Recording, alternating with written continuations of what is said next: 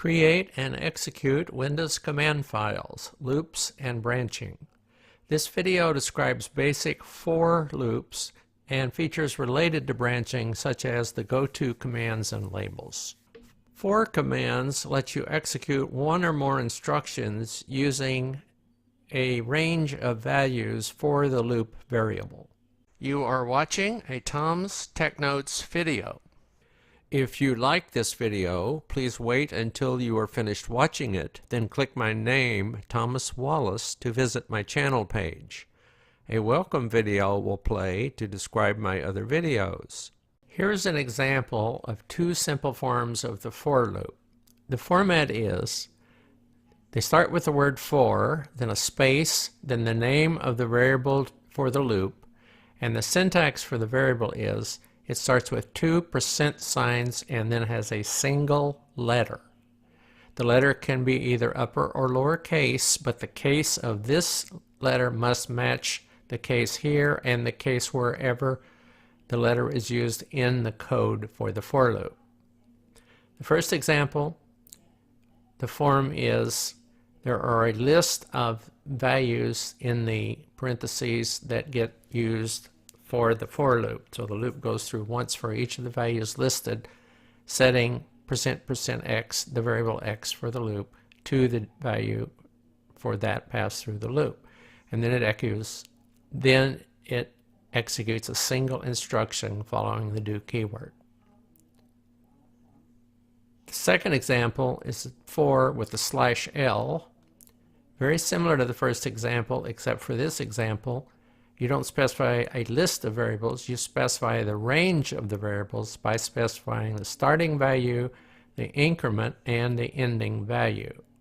Otherwise, the format's the same. Here's what happens when these two instructions are executed. And I do have echo turned on. The command gets listed.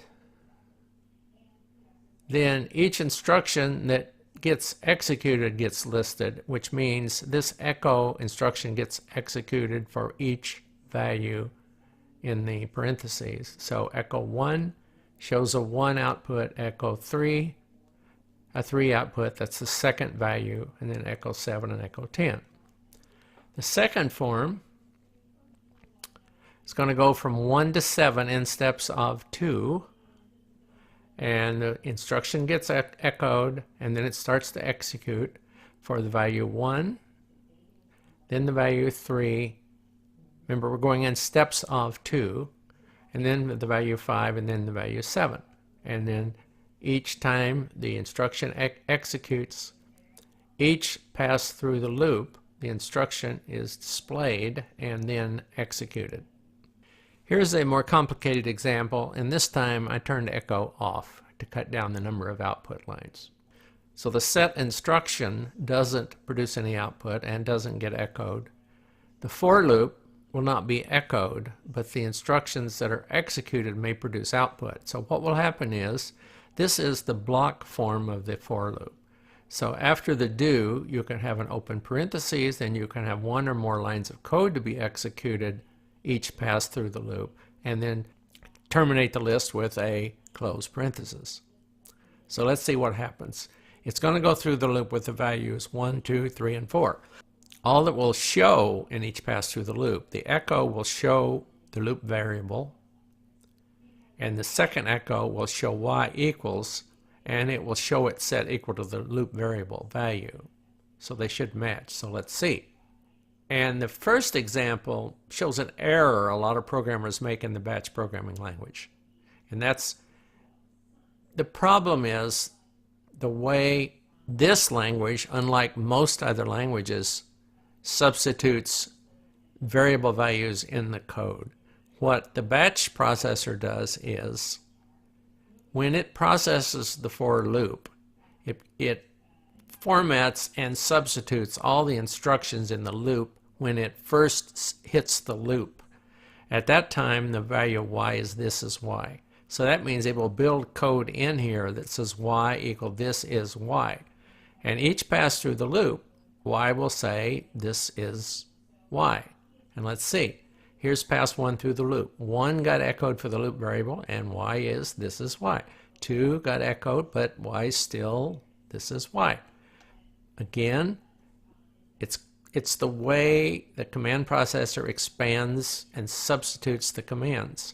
When it hits the 4, it does all the substitutions other than the loop variable. The loop variable uses its value, current value each time through the loop. But any other variables in the loop use the value they had when the for command was encountered by the processor. And that's the value y equals this is y. So if we had echoed the instructions, we would have seen that this guy got set to y equal this is y. It's not a variable any longer. And you see that in the output. Now the way to fix it, and I should mention a way to get blank lines in your output is to put echo period in your code. They just echo as blanks. The way to solve the problem when the variables get substituted is by using this command, set local space enable delayed expansion. That tells the processor when you're processing an instruction or group of instructions, and in this case, the whole 4 gets processed first. When you're processing a list of instructions like that, and you encounter a variable that's enclosed in exclamation points, don't substitute the value that it had when you started processing the instruction. Wait until it's actually being executed and use the current value for that variable at that point. Again, without this instruction, when the processor encounters 4, it does all the substitutions, and at that point, y is this is y. So without this instruction, this would become y equals this is y inside the loop, so that each time through the loop, y would be the same value as it was. This tells the processor, don't do it that way. Wait until you're actually executing the instruction if it has exclamation points around the variable. If it does have the exclamation points, wait until you're actually executing the instructions, then put in the current value for that variable. So when we execute this block for the 4 values, y has the correct value. Remember, it gets set to the loop variable value each time through the loop. So if you use the current value here, you'll get 1, y equals 1, 2, y is 2, and so forth. It's correct.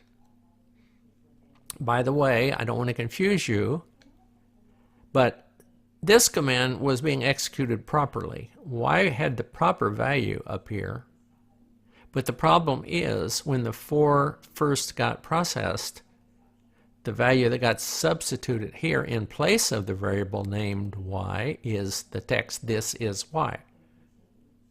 So it's not processing a variable at this point when it's executing the loop. It's just outputting the text that will be in this command when the command got processed. Down here, again, it says enable delayed expansion says when you hit a variable surrounded by exclamation points instead of %signs, don't substitute that variable when you're setting up the for instruction. Only do the substitution when you're ready to execute and then use the current value for y. That single feature of this language probably causes programmers more trouble with this language than any other feature of the language. Most other languages do not process variables and substitutions this way. The GoTo and label instructions let you jump from one place in your code to another without executing the instructions in between. This short code example doesn't make any sense, but it does illustrate how the GoTo and the labels work. All it does is I start y at 3. I go through a loop testing it at the top, and if it hasn't gotten to 10, I add 1 to it, and then I go through the loop again using a GoTo here. and I get out of the loop, when y finally gets to 10, this if statement will then jump using the GoTo to a label called done, and done is down here.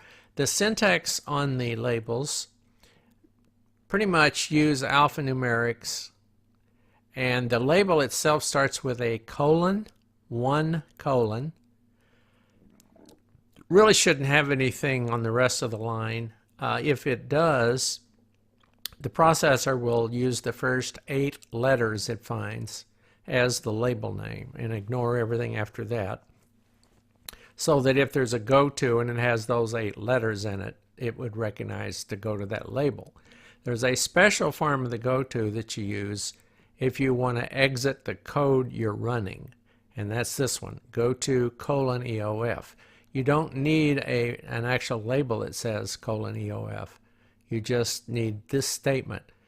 And if I had this here instead of this one that loops down to the done, see, when this one loops down to the done, the pause statement grabs it and stops, and the output is still visible.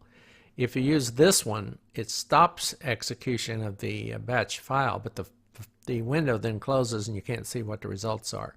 So anyway, let's see what happened. Y started at 3. In the way I keep track of what's going on, I echo Y is now at the top of the loop before the test. So Y is now 3. Now you test Y, and if it's not 10, you display the message not 10. So then it's not 10. If you display that message, it bumps Y by 1 and then loops back to the tested label and comes down again. So it goes round and around. So it says Y is now 4. No, it's not 10. Y is now 5. All the way down to 9. Oh, it's not 10. But now it's 10. So if it is 10, equal 10, go to done, done, pause. And that's where we are now.